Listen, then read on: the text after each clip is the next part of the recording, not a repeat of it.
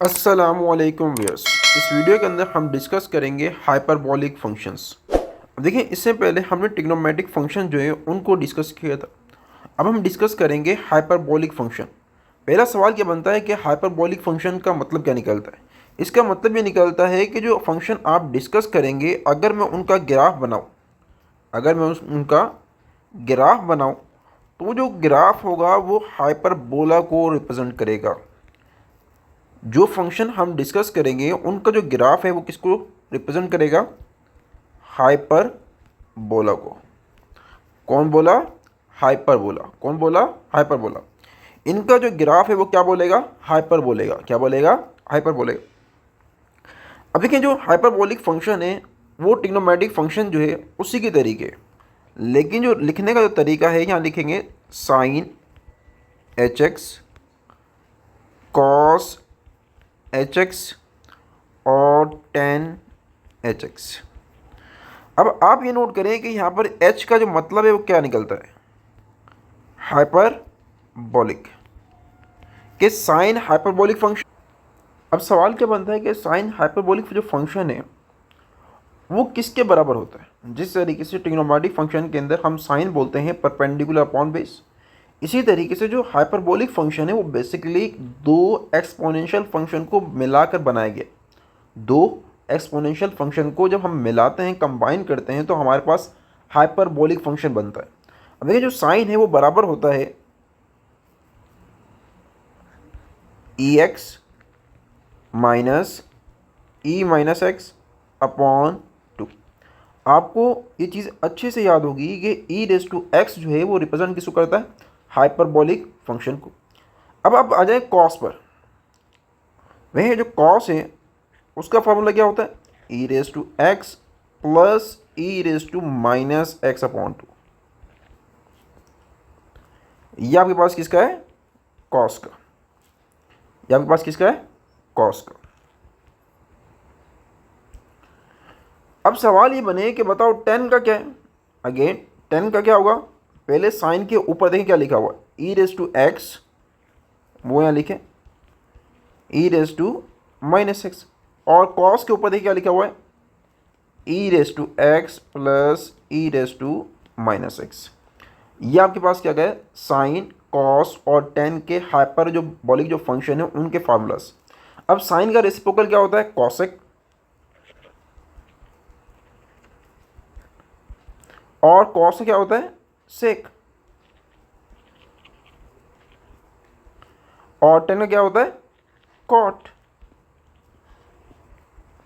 तो साइन का जो हाइपर रेसिप्रोकल है कॉसेक, उसका जो फार्मूला है वो आपके पास क्या है? Two upon e raise to x minus e raise to minus x. और सेक का क्या है? Two upon e raise to x plus e raise to minus x. और कोड का आपके पास क्या है? कोड का आपके पास क्या है? E raise to x plus e raise to minus x upon e raise to x minus e raise to minus x. अब ये कॉड आपके पास क्या गया? E raise to x plus e raise to minus x upon e raise to x minus e raise to minus x. अब कोई भी hyperbolic function दिया गया है और कहा गया है कि उसका फार्मूला बताओ, तो आप जो है इन छः में से कोई भी जो आपके पास कहा गया है वो आपने बताना है। फॉर एग्जांपल कॉस का कहा गया है तो बराबर किसके होगा? E raise to x plus e raise to minus x. तो इसका मतलब ये है कि आपने इन छः फार्मूले को याद करना है। अब मेन जो मुद्दा है यहाँ पर वो ये है कि इन छः हाइपरबोलिक जो फंक्शन है उनकी डोमेन और रेंज क्या है। तो आपके पास जो टॉपिक है वो क्या है? Domain and range of hyperbolic function.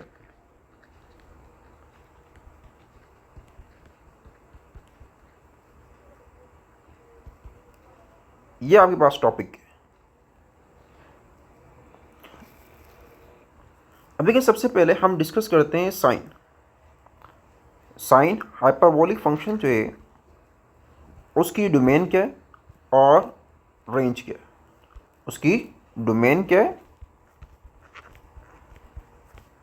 और रेंज क्या है। अब जो साइन हाइपरबोलिक फंक्शन है उसकी जो डोमेन है वो ऑल रियल नंबर्स है और इसी तरीके से इसकी जो रेंज है वो भी सारे रियल नंबर्स है। इसकी डोमेन क्या है ऑल रियल नंबर्स। अब इसका ग्राफ जो है वो किस तरीके से दिखता है, ग्राफ। अब देखिए ग्राफ बनाना ज़रूरी क्यों है। फॉर एग्जांपल अगर आपको याद ना हो कि साइन हाइपरबोलिक फंक्शन जो है उसकी डोमेन और रेंज क्या है, तो अगर आपको ग्राफ याद है मतलब पिक्चर याद है तो उसके ज़रिए आप डोमेन और रेंज को बता सकते हैं। अब देखिए इसकी जो डोमेन और रेंज है आपके पास वो आप किसके ज़रिए बता सकते हैं, ग्राफ के ज़रिए। तो सबसे पहले ग्राफ किस तरीके से दिखता है, ये आपके पास एक्स और वाई एक्सिस और आपके पास जो ग्राफ बनता है इसका बनता है वो इस तरीके से। ये आपके पास क्या है, साइन हाइपरबोलिक का ग्राफ है। अब हम मूव करते हैं कॉस हाइपरबोलिक फंक्शन पर। किस पर, कॉस हाइपरबोलिक फंक्शन। अब देखिए जो कॉस है उसकी जो डोमेन है वो आपके पास ऑल रियल नंबर्स है, ऑल रियल नंबर्स। लेकिन जो इसकी जो रेंज है वो है ग्रेटर देन इक्वल टू 1, जिसको अगर आप इंटरवल के अंदर लिखना चाहते हैं तो आप लिख सकते हैं 1 टू इन्फिनिटी। आप इस तरीके से लिखें कि आपके पास जो रेंज है उसको y से शो करते हैं कि जो y है वो ग्रेटर देन इक्वल टू 1 होना चाहिए। y आपके पास क्या होना चाहिए, ग्रेटर देन इक्वल टू 1 होना चाहिए। उसके बाद उसको अगर आप ओपन इंटरवल में लिख रहे हैं तो किस तरीके से लिखेंगे कि आप 1 जो है आपने शामिल करना है तो यहाँ पर क्या आएगा, क्लोज इंटरवल, और इन्फिनिटी के साथ क्या आता है, ओपन इंटरवल। अब इसका जो ग्राफ है वो किस तरीके से बनता है, अब देखें इसका ग्राफ इस तरीके से बनेगा कि आप ये आपके पास क्या आता है 1, यहाँ पर ये आपके पास क्या होगा 1, और ये इसका ग्राफ इस तरीके से बनेगा।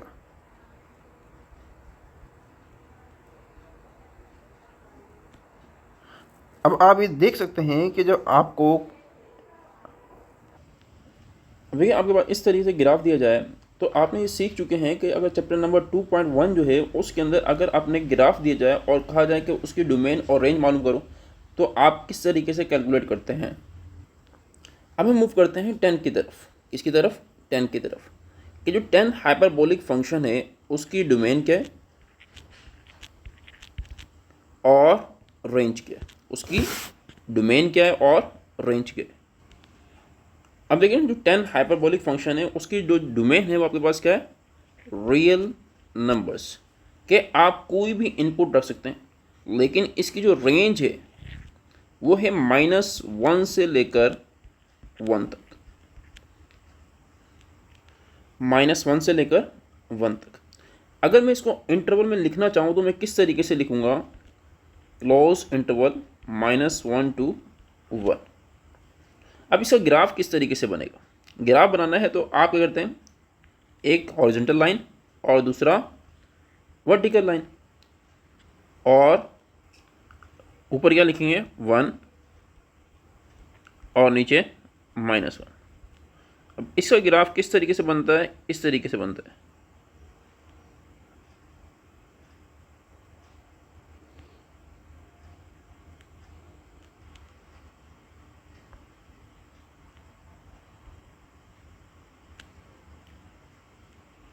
तो ये आपके पास क्या है, 10 हाइपरबोलिक जो फंक्शन है उसका ग्राफ है। अब देखिए यहाँ पर स्टार्ट आपने कहाँ से करना है, -1 से, और एंड कहाँ से करना है, 1 पर। तो अगर कोई भी ग्राफ दिया गया है उसकी रेंज किस तरीके से कैलकुलेट करते हैं, डोमेन किस तरीके से कैलकुलेट करते हैं, ये आप सीख चुके हैं। आपने सिर्फ ये समझना है कि जो 10 हाइपरबोलिक फंक्शन का जो ग्राफ है वो किस तरीके से दिखता है, ताकि अगर आपको डोमेन और रेंज याद नहीं है तो आप इस ग्राफ के ज़रिए कैलकुलेट कर सकें। अब हम मूव करते हैं कॉट की तरफ। अब हमारे पास क्या है, कॉट।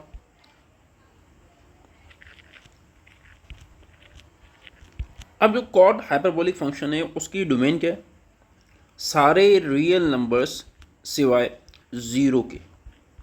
जिसको आप किस तरीके से लिख सकते हैं, रियल माइनस 0। उसके बाद आपके पास होता है रेंज। रेंज आपके पास क्या है इसकी, कि आपके पास -1 के बराबर होगी या -1 से छोटी होगी, या 1 के बराबर होगी या 1 से छोटी होगी। इसको किस तरीके से लिख सकते हैं वो हम ऑब्जर्व करते हैं कि आपके पास -∞ से लेकर -1 यूनियन, और 1 से लेकर इन्फिनिटी तक। एक तरीका आपके पास ये है और दूसरा तरीका आपके पास ये है कि अगर कहा जाए कोड की रेंज क्या है, इस तरीके से लिखें आप, चाहे इस तरीके से लिखें। अब देखिए इसका जो ग्राफ है वो किस तरीके से बनेगा। सबसे पहले हॉरिजॉन्टल लाइन बनाएं और ये आपके पास वर्टिकल लाइन। ये आपके पास क्या है, 1 है, और ये आपके पास क्या है, -1 है। वैसे ग्राफ किस तरीके से बनेगा, इस तरीके से बनेगा कि 0 को टच नहीं करेगा। और यहाँ पर किस तरीके से बनेगा कि आपके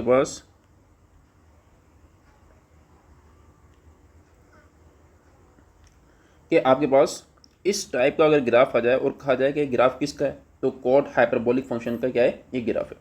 अब हम मूव करते हैं किसकी तरफ, सेक की तरफ। किसकी तरफ, सेक की तरफ। Sech hyperbolic function, sech hyperbolic function. अब उसकी डोमेन क्या है और रेंज क्या है।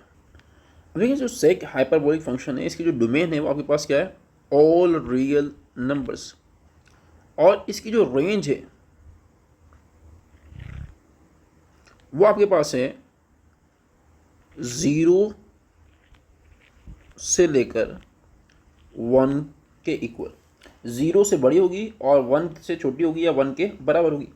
अगर मैं इसको ओपन इंटरवल में लिखना चाहता हूँ या इंटरवल के अंदर, तो 0, 1 और क्लोज इंटरवल।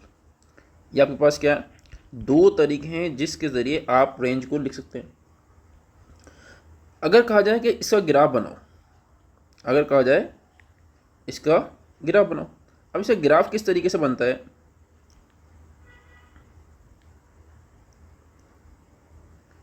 इसका जो ग्राफ बनता है वो बनता है इस तरीके से।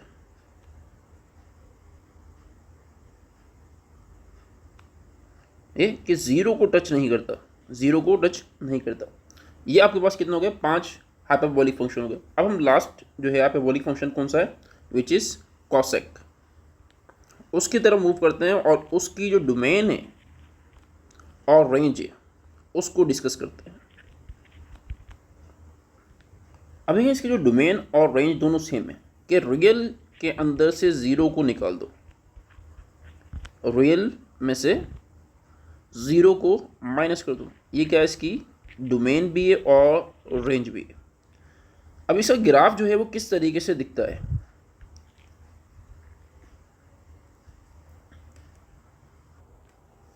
अब इसका जो ग्राफ है वो किस तरीके से दिखता है।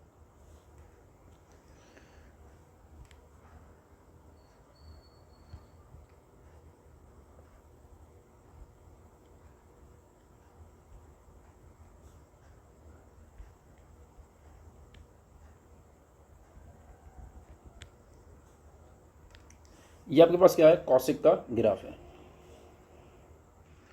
तो इस वीडियो के अंदर हमने हाइपरबोलिक फंक्शन जो हैं उनकी डोमेन, रेंज और उनके जो ग्राफ हैं और उसके जो फार्मूले हैं उसको डिस्कस किए।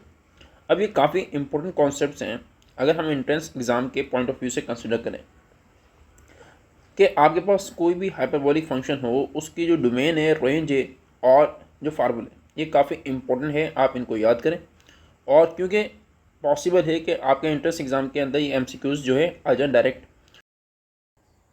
और जो बाकी रिमेनिंग कॉन्सेप्ट्स हैं वो हम नेक्स्ट वीडियो के अंदर डिस्कस करेंगे। तब तक आप जो कॉन्सेप्ट्स हैं जो आपको सिखाए गए हैं उनको आप मेमोरी के अंदर सेव कर लें।